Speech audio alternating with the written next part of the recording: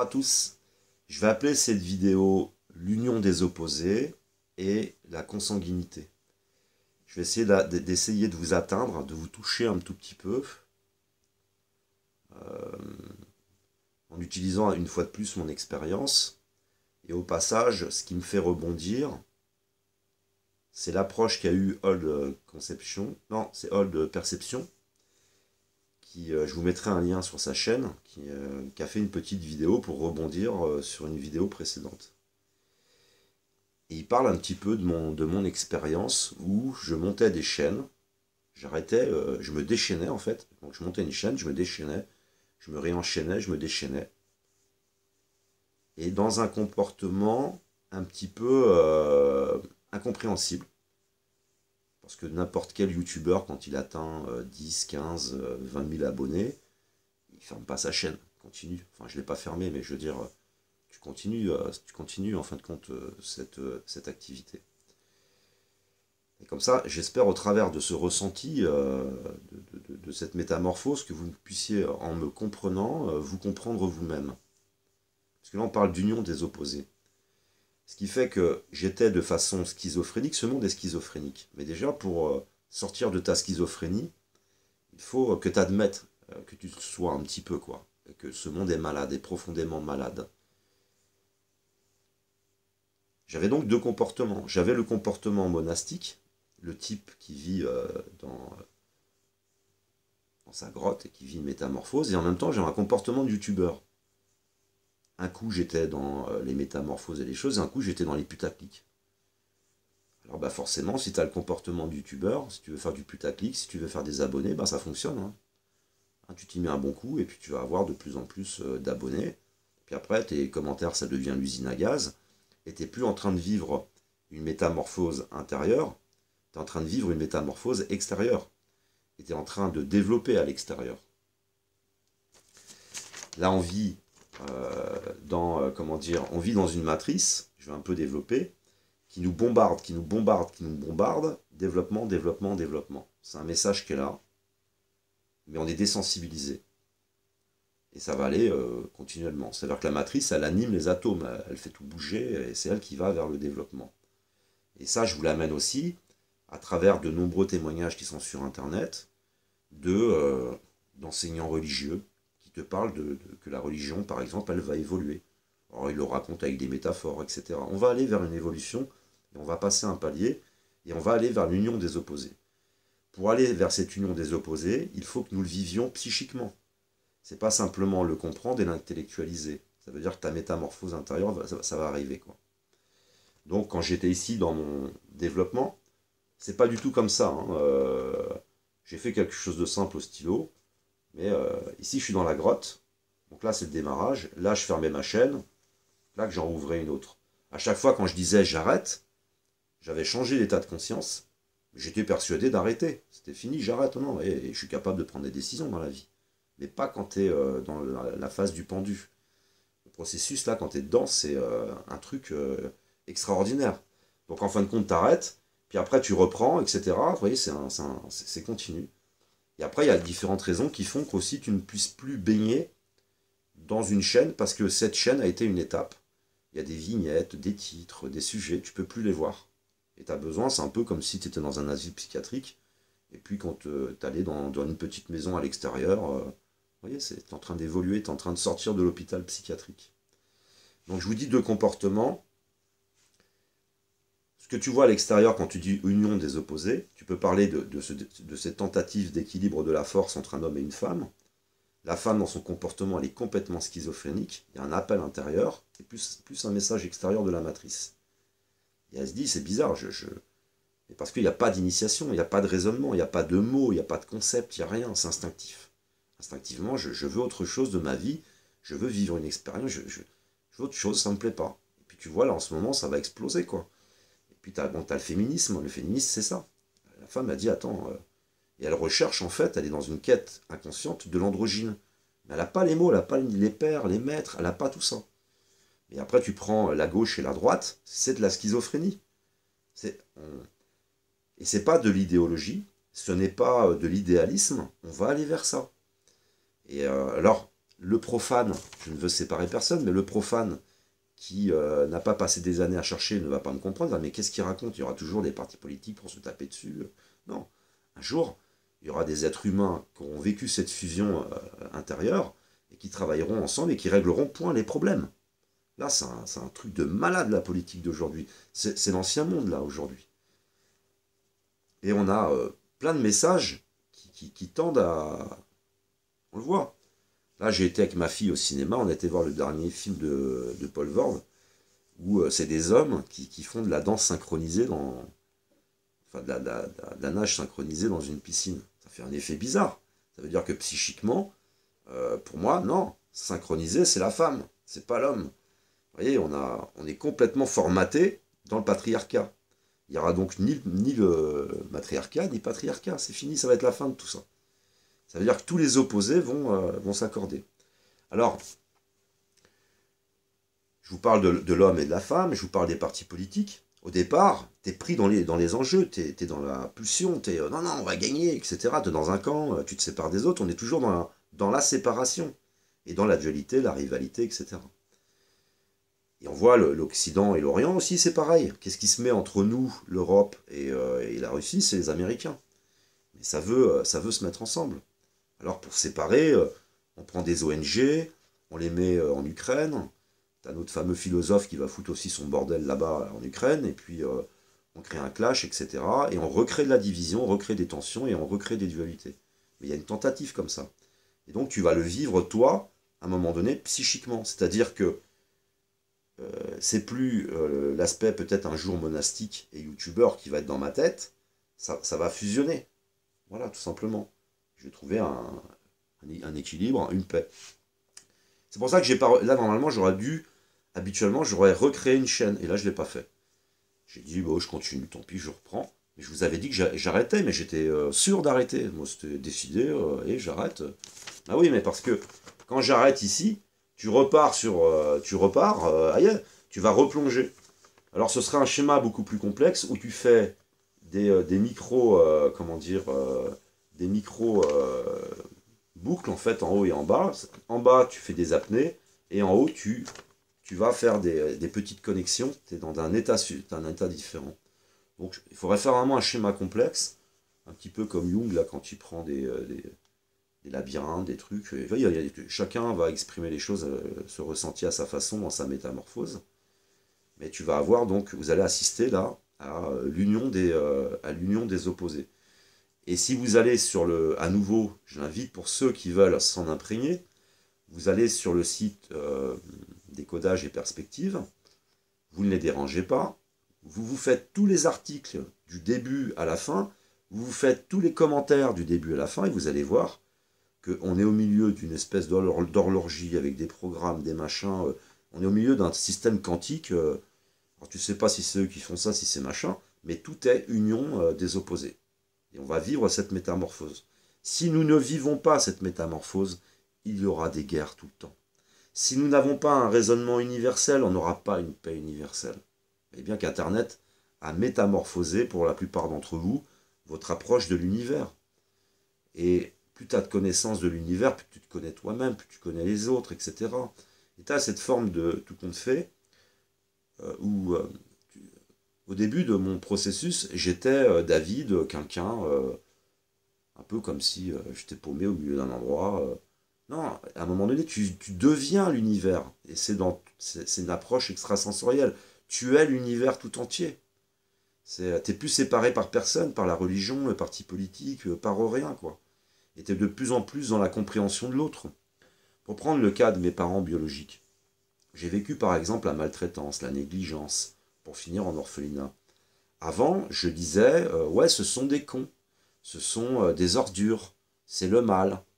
Quand je suis entré dans une phase de rébellion, parce qu'au départ, quand tu vis ça, tu es plutôt dans le syndrome de Stockholm, c'est-à-dire que tu aimes les gens qui te font du mal. Imaginez déjà la métamorphose pour sortir de ce raisonnement hyper malsain. Puis après, tu comprends, tu sais ce qu'ils ont vécu, et tu sais que leur logiciel est profondément atteint. Et tu es vraiment dans une compréhension. Tu es dans la compréhension que tes parents, ils sont issus d'un logiciel sociétal à la fois religieux et politique qui est binaire. Et c'est toutes les pathologies du binaire qui vont naître là-dedans, toutes les dualités, les rivalités, la séparation, etc. Et tu sais que l'humanité va aller vers progresser. On a donc la matrice qui serait comme un ordinateur, la société qui serait comme une tablette, et puis toi, tu es comme un portable. Et tu es relié à la tablette qui te pervertit, et on est déconnecté de la matrice. La matrice, c'est comme un ordinateur avec de nombreux appareils. Il y a des lampes, ça envoie de la lumière, par exemple la lune, le soleil, le machin. Ça envoie des systèmes vibratoires, tu as des enceintes pour envoyer des vibrations et des mégahertz, tu as des machins, des appareils. Tu prends cet appareil, tu le condenses et tu le fais exploser, bing bang, et tu l'étales et tu crées un ordre. Et normalement, on doit être connecté, c'est-à-dire que notre tablette, l'organisation, elle doit être fonction de l'ordinateur. Mais non, elle est complètement autre. Et comme si ça ne suffisait pas, il n'y a pas qu'une tablette, il y a une tablette politique et une tablette religieuse. Qui aujourd'hui, les deux grands représentants de cette tablette sont par exemple le Vatican avec le pape François, qui ont diffusé ce logiciel binaire absolument partout, ont perverti nos logiciels, et puis en politique, c'est Emmanuel Macron. Et ce qui m'intéresse, c'est que pour moi, c'est, pour reprendre le langage religieux, le pape François et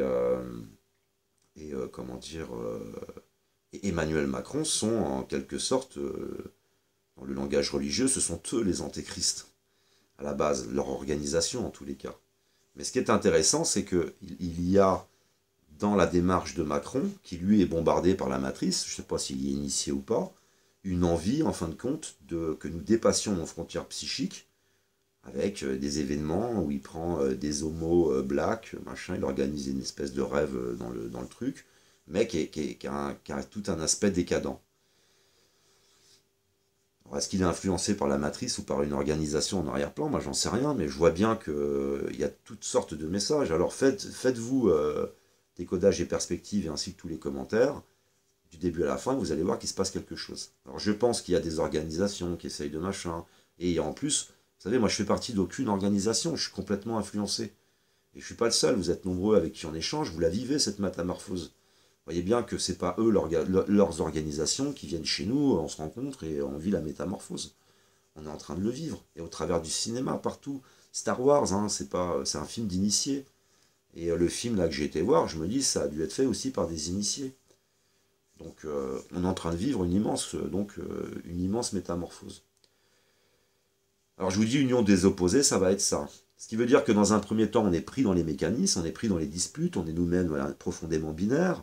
Ensuite, tu prends du recul, tu commences à avoir des mots, donc c'est comme un fou. Vous savez, c'est comme quand je suis arrivé sur Internet, j'étais un peu comme un fou qui fait le mal, le bien, les méchants, les gentils. Puis après, il y a le langage qui commence à arriver. Et puis voilà quoi. Et tu vas sortir aussi de ta consanguinité. J'ai donc été un consanguin pendant des années. Alors vous prenez l'exemple, par exemple, de l'extrême droite, c'est des consanguins. Je vous ai toujours dit, hein, à l'intérieur, il faut s'exprimer à l'extérieur. Tu donnes le pouvoir à l'extrême droite, tu reviens 400 ans après, ils sont plus consanguins intellectuels, ils deviennent consanguins biologiques. Parce qu'ils vont l'exprimer dans le réel. Ils sont dans toutes sortes de séparations, de dualités, de rivalités. Ils s'en nourrissent, ils se pervertissent pour le coup, parce qu'ils commencent à se nourrir de choses très négatives, de violence, de stigmatisation. Il faut voir tout ce qui génère comme violence. Et qui sont dans les anciens schémas de pensée. C'est-à-dire qu'ils appartiennent au passé. Et plus la métamorphose va avoir lieu, plus eux vont souffrir aussi. C'est-à-dire que rattraper, ça va être compliqué pour eux, par exemple. Mais j'étais comme eux, un consanguin. Donc je l'avais raconté, 33 ans, j'ai une amie avec qui je commence à faire un travail, je sors de la consanguinité, je m'intéresse à la psychologie. Et puis ça évolue, puis après il y a vous, il y a nos échanges. Et il faut sortir de la consanguinité. Et ce qui fait aussi que je ne peux pas être complètement dans un rapport... c'est-à-dire que le rapport que j'ai avec vous aujourd'hui, c'est un petit peu comme si j'invitais du monde chez moi. Je sors de ma solitude spirituelle, mais on partage, on échange. Si maintenant j'arrêtais mon activité internet, c'est comme si j'allais juste chercher ma nourriture dans un frigo. Avec vous, c'est un repas commun. C'est un peu comme un repas, on partage un repas. Et on partage un repas, vous me comprenez, hein, on est en train de consommer, en fin de compte, de la connaissance, des échanges. Et surtout, je me coupe complètement de la synchronicité. Par exemple, il y a Apolline, il y a quelques jours de ça, j'étais en train de penser au foie et à la foi. J'étais dans les deux comme ça. J'ai un commentaire qui arrive, c'est Apolline, elle me met un lien sur la foi. Donc j'ai vécu des centaines de synchronicités sur Internet avec vous. Et ça, c'est extraordinaire. Ça veut dire que tu as toujours l'univers qui répond. Des fois, tu as des besoins, l'univers vient répondre et ça débloque. Ce qui veut dire qu'on est aussi des passeurs les uns pour les autres. Je bloque, tu peux avoir quelqu'un qui vient, qui me met un commentaire, une conférence, ça débloque. Des fois, c'est vous, vous êtes bloqué. Je ne sais pas à quel point j'ai débloqué pour vous. Moi, en tout cas, vous m'avez débloqué. Donc, tu peux difficilement le vivre. Je pense que tu peux quand même t'isoler, le vivre. Ça dépend de ton tempérament, ton caractère, ça dépend de plein de choses. Mais c'est pas aussi vivant et extraordinaire que dans une interaction. Voilà. Et après, il fallait que je comprenne pourquoi je fais des choses d'une certaine façon. En fin de compte, plus tu te comprends, plus tu comprends les autres, plus tu comprends l'univers. Et puis c'est des paliers. Après, plus tu comprends. Un coup, tu as l'impression de tout savoir, puis après, quelques jours après, tu as l'impression de rien savoir, et puis c'est tout le temps, et ça évolue, ça évolue, ça évolue. Mais c'est surtout extrasensoriel. C'est vraiment quelque chose d'extrasensoriel. C'est dans le ressenti. C'est une métamorphose dans le ressenti. Et voilà, tu commences à avoir une harmonie entre toi et la matrice. Et bien sûr, pour ça, la tablette qui est entre toi et la matrice religieuse et la tablette sociétale, la politique, etc., il faut que tu arrives à te déconnecter de ça, à te reprogrammer et à débrancher ton Wi-Fi religieux et politique pour te connecter au Wi-Fi, en tous les cas, de l'ordinateur quantique, ou appelons, je ne sais pas comment, de la matrice. Et donc là, tu commences à passer de l'instinct, parce que le lien aux deux tablettes, il est plutôt dans l'instinct, hein, tu es dans le binaire et l'instinct, et là tu viens à tu commences à être dans l'intuition. Tu es plutôt dans l'intuition. Et tu as la sérénité qui commence à t'arriver. Là, j'ai traversé dernièrement, je ne vais pas raconter tout un tas de choses, tu es serein, tu es posé, et plus rien peut empêcher, en tous les cas, ce processus. Donc voilà pour l'union des opposés, et puis comment dire, le sortir de la consanguinité. Maintenant, pour ma part, les deux tablettes, la tablette Vatican, Pape François, et la tablette Emmanuel Macron, arrivent pour moi à un moment précis, c'est-à-dire qu'ils sont les deux choses d'un même concept, Et je sais que le Vatican, les catholiques, moi je suis à la base catholique, attendent un Emmanuel, un monarque, un Christ roi, et quelqu'un qui est censé emmener le monde dans le dépouillement, dans la traversée du désert, etc. Et je trouve qu'étrangement, Emmanuel Macron, le monarque, Emmanuel, Jupiter, est en train d'emmener la population dans la traversée du désert, il est en train de nous emmener dans le processus, et avec tout ce qui va nous emmener au dépouillement, à la descente aux enfers, etc., etc. Mais après, ça me dépasse. Tout ça me dépasse un tout petit peu dans le sens, je n'arrive plus à savoir quoi penser en fin de compte de ces personnages, des organisations pyramidales en arrière-plan. C'est très très complexe. Est-ce que tout le monde est influencé? Est-ce qu'il y a des influences derrière? Qui participe à quoi?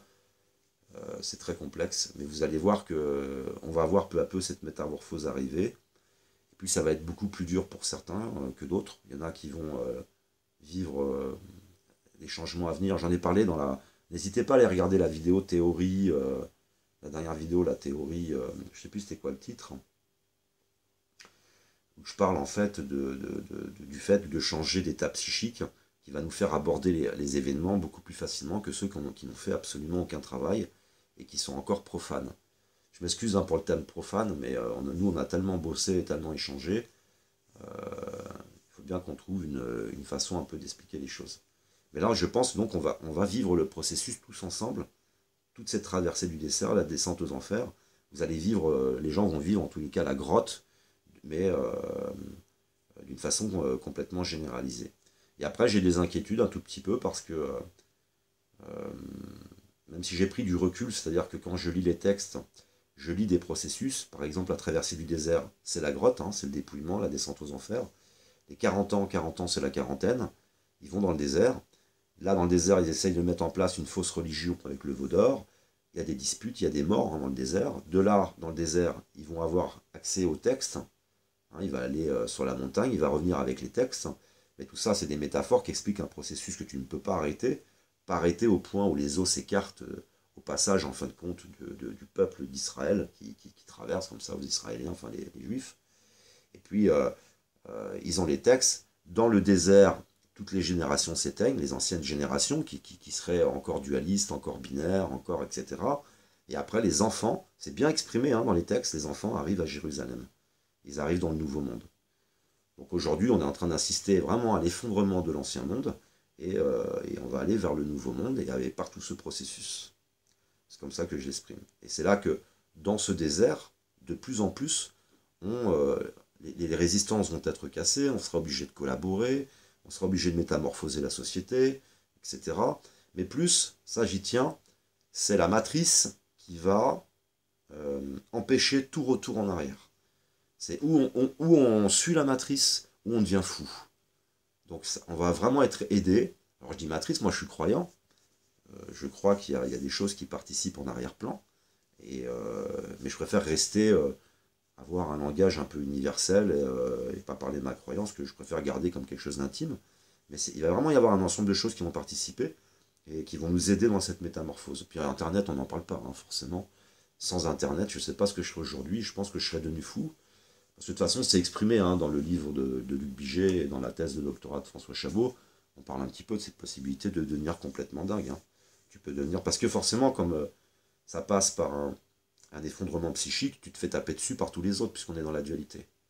Donc c'est pour ça qu'on a autant de fous dans les asiles. Et dans les asiles, combien y a-t-il de personnes qui ont vécu cet effondrement psychique et qui partaient vers ce processus? Il doit y en avoir quelques-uns.